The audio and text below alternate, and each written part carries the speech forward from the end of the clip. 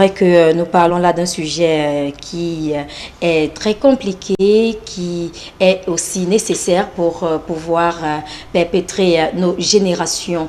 Je voudrais savoir, tout à l'heure, lors de nos échanges en off, on parlait justement de ces femmes qui décèdent suite des accouchements. Et vous étiez en train de me dire qu'il y a des femmes dont le sang ne se coagule pas. Dans ce cas-là, c'est une fatalité lorsqu'une césarienne survient? Oui, c'est vraiment une fatalité. Jusque-là, chez nous, je ne pense pas qu'il y ait quelque chose à faire. C'est pour ça je pense qu'il devait entrer dans des recommandations. Pendant les visites prénatales, il faut toujours faire cet examen pour savoir si vraiment, si notre facteur de coagulation est normal. Et s'il n'est pas normal, est-ce qu'il y a des moyens de remédier à cela? On va voir l'hématologue, c'est lui qui saura quoi faire. D'accord. Donc, dans ce cas, si c'est que on fait tous les examens, c'est-à-dire l'examen qui permet justement de détecter cette anomalie-là, ce n'est plus une fatalité. Parce qu'on vous met sous traitement. Là, je ne peux pas le certifier parce que vraiment, je n'ai pas de réponse.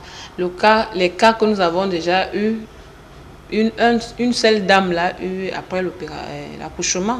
Oui. Ce n'était même pas une césarienne. Elle a eu une déchirure du col. Elle a saigné jusqu'à mort. Donc, il n'y a rien. On a même fait des transfusions de sang frais. On a essayé de faire avec ce qu'on avait sous la main. On a demandé du renfort. Mais cette femme était décédée. Et vous, c'est nos phénomènes traditionnels, hein, nos habitudes traditionnelles. On tape l'eau.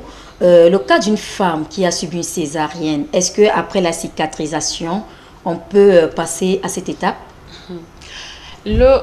Frapper l'eau, je ne pense pas.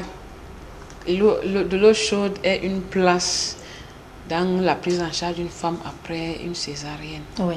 Déjà qu'elle a été opérée, elle a eu des points de suture, même celle qui a eu une déchirure du périnée. Oui.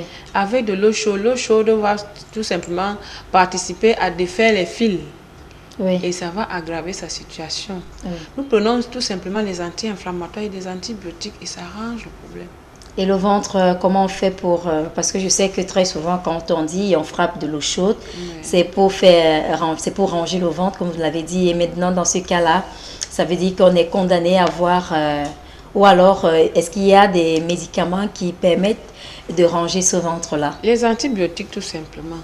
Plus tard, quand vous serez bien rétabli, vous pouvez porter les gaines que les femmes mettent pour essayer de travailler l'abdomen. Et il va reprendre sa forme. C'est vrai que nous